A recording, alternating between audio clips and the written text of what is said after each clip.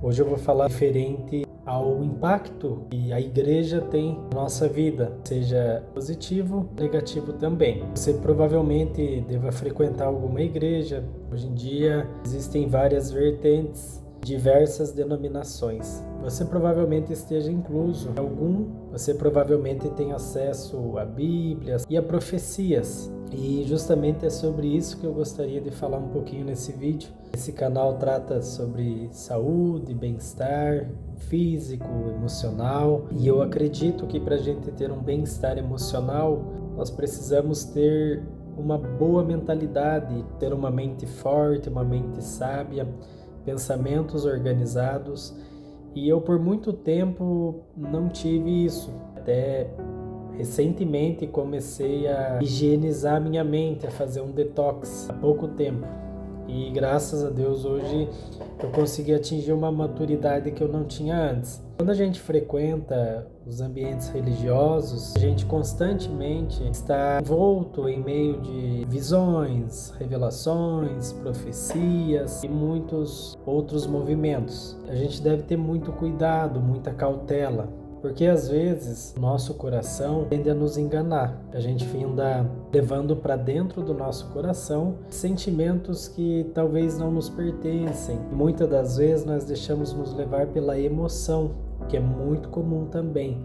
Observe que o ser humano ele tende a aceitar somente aquilo que agrada. Por exemplo, se você quer muito algo, você vai na igreja buscar, você vai trazer aquela resposta positiva. Difícil você trazer um não para casa, né? Muitas das vezes você não está preparado para uma resposta contrária.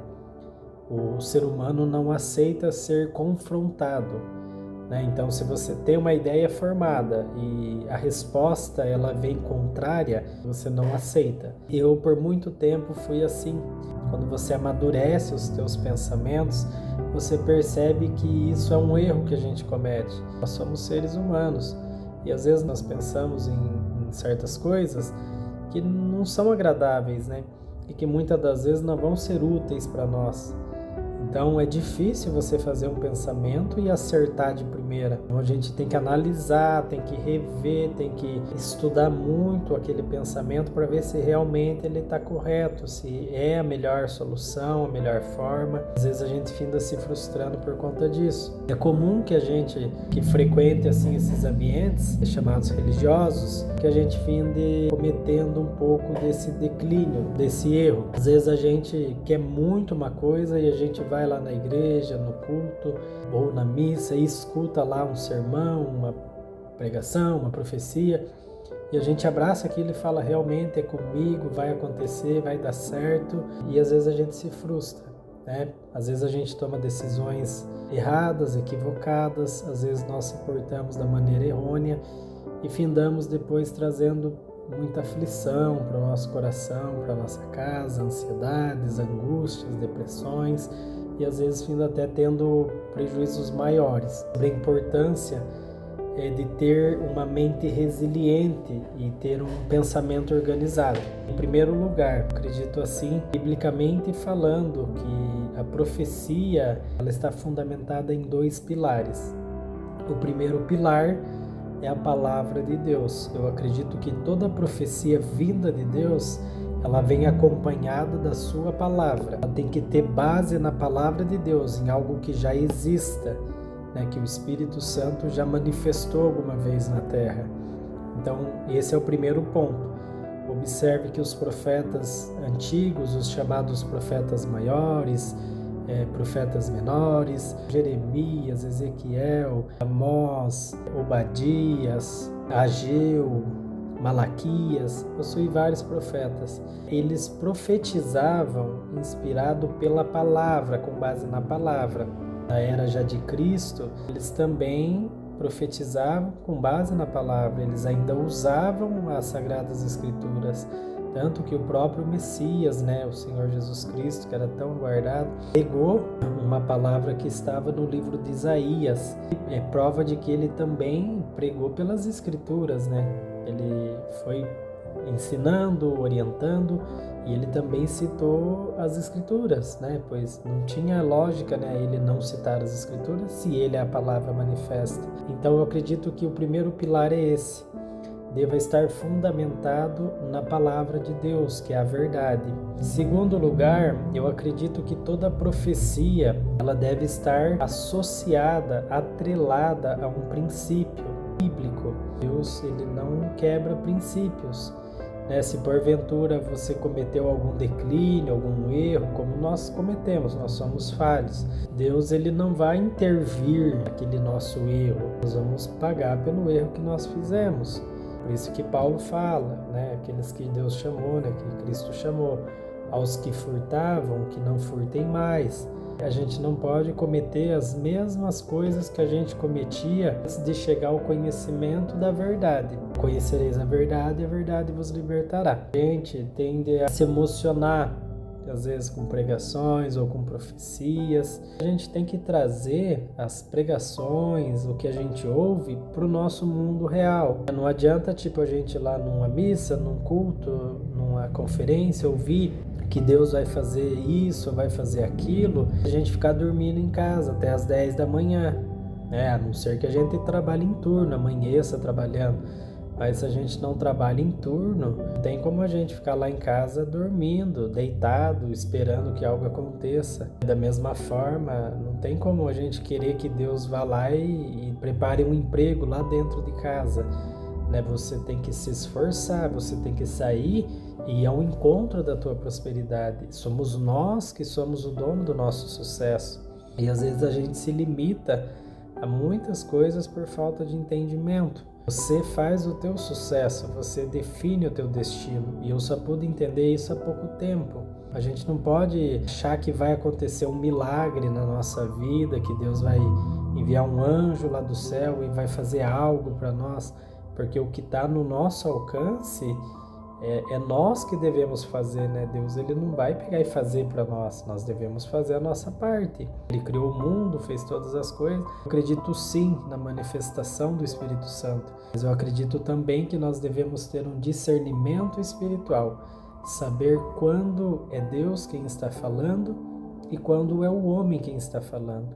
E em segundo lugar, nós devemos ter uma boa consciência de que Deus nos deu uma mente, nos deu um coração. Nós devemos ir ao encontro da nossa prosperidade, não ficar esperando que algo mágico aconteça, porque nunca vai acontecer. E eu fiquei muito preso durante muito tempo a esse tipo de pensamento. A gente deve buscar o reino dos céus e as demais coisas vão ser acrescentadas. Quando Deus fala lá que as demais coisas vão ser acrescentadas, o Senhor quer dizer que não vai nos faltar o mantimento, as vestes, que Deus não vai deixar nós perecer, a nossa terra deixar de produzir os alimentos, os animais na natureza, mas o trabalho ele está em nossas mãos.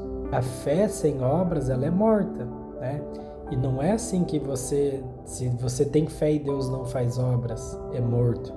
Não é isso. Isso é uma má interpretação. Tiago fala isso em sua epístola, Está escrito no capítulo 2 de Tiago. A mesma coisa que você ter o corpo e não ter o espírito, Compara assim. Até ele cita Abraão, que por fé ele foi imputado, quando ele foi lá oferecer Isaac em sacrifício, e daí Deus preparou um cordeiro para ser sacrificado.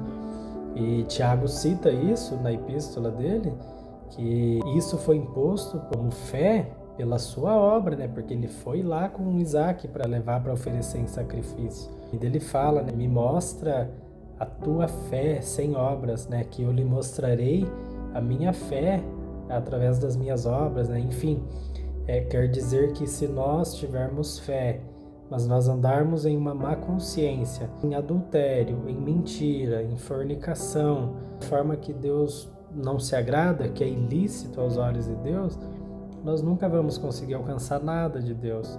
Ainda ele fala que pedis e nada recebeis porque pedis errado. Então, além disso, a gente quer pedir para Deus. E eu acho que é um erro que muitos cometem. É a gente estar em uma situação errada e querer exigir algo de Deus. Então, eu mesmo sou o primeiro a falar que já errei muito e mesmo assim pedia muitas coisas a Deus. E eu deixei de pedir as coisas a Deus quando eu tomei essa consciência que eu tinha que ser uma melhor criatura. Então, quando eu coloquei o meu joelho na terra e comecei a me arrepender dos meus pecados e andar conforme o Senhor se agrada, conforme o Senhor pede, eu comecei a senti-lo mais, eu comecei a sentir a sua presença, as suas virtudes, comecei a sofrer bem menos. Então, eu acredito assim que às vezes a gente está meio bagunçadão e quer ir lá num culto, numa conferência, numa missa, num rebanhão, a gente quer ir lá pedir algo para Deus, né? Fazer uma corrente, mas aqui a consciência nossa às vezes está muito sujo, nosso coração às vezes não está puro na presença de Deus, então é vão isso. Deus não vai fazer, porque o homem que profetiza, às vezes ele não tem um olhar espiritual, ele não enxerga o que você está cometendo. Mas Deus, ele enxerga, antes de nós sair lá da nossa casa, ele já sabe a forma que nós estamos. Então, às vezes a gente entra vazio e sai calado. Então, não adianta nada se nós não estivermos transformados de dentro para fora. Isso está associado ao nosso bem-estar também. A nossa vida vai melhorar muito a partir do momento que nós entendermos isso. Que o nosso sucesso depende, sim, da nossa busca, da nossa perseverança. Mas que a fé, as promessas de Deus estão fundamentadas em uma boa consciência. E isso envolve o ambiente cristão e o não cristão. A providência de Deus vem para aquele que está acertado com Ele.